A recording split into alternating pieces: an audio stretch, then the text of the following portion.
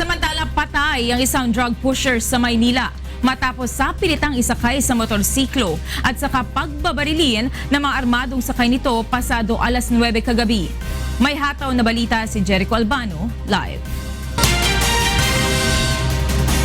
Yes, Jericho. Good morning, Monica. Good morning sa ating mga kasambahay. Mga tama nga sa ulo ng at katawan ay ginasawi nitong isang lalaki na umano'y isang drug pusher na sa Tondo, Maynila kagabi. Kinilalang napatay na si Jaime Trinidad, 42 anyos na taga Caloocan.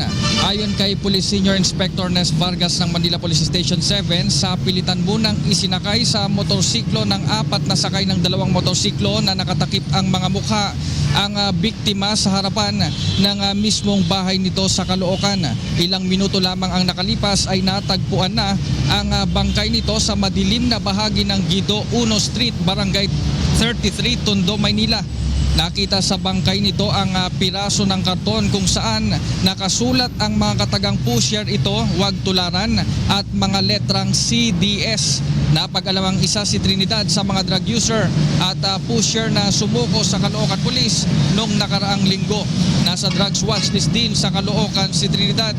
Monica, patuloy ngayon ang investigasyon ng mga otoridad at isa sa titignan ng mga ito ay ang kuha ng CCTV sa lugar kung saan ibinaba itong biktima at pinagbabarila. Monica?